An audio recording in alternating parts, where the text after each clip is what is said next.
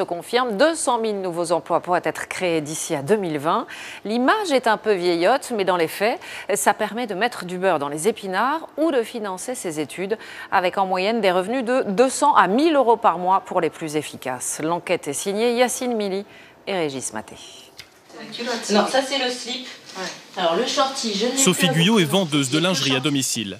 Une activité qu'elle a démarrée il y a 2 ans, à la naissance de sa fille. 8 heures de vente par semaine et des revenus de 500 euros par mois.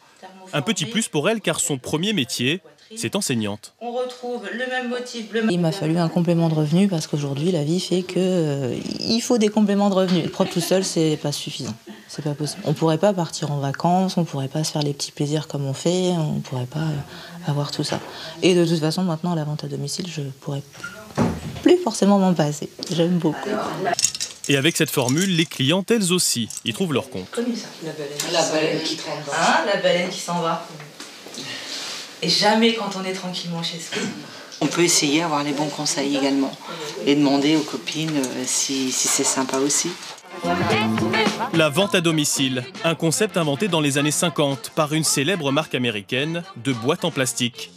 Depuis, le concept a le vent en poupe, équipement de la maison, cosmétiques, textiles ou ateliers culinaires. En France, la vente à domicile, c'est près de 4 milliards d'euros de chiffre d'affaires. Et des vendeurs toujours plus nombreux, 400 000 l'an dernier. Et avec la crise, une nouvelle population s'essaye à la vente à domicile, les étudiants. Direction Marseille. Donc pour faire ressortir les pommettes, et la petite astuce pour mettre du blush, mesdames, souriez. Léa Otsuka a 20 ans, elle est étudiante en licence de droit. Pour financer ses études, elle aussi a choisi la vente à domicile, mais dans le domaine des cosmétiques. Revenu, 250 euros par mois. Je peux vraiment allier mon emploi du temps de vie étudiante avec cette activité-là. Et d'un autre côté, évidemment, une passion des cosmétiques qui me permet vraiment de joindre l'utile à l'agréable. Pour les professionnels du secteur, la vente à domicile a encore de beaux jours devant elle. La vente directe est un moyen anti-crise, anti-chômage. La vente directe à l'horizon 2020 créera plus de 200 000 emplois nouveaux en France.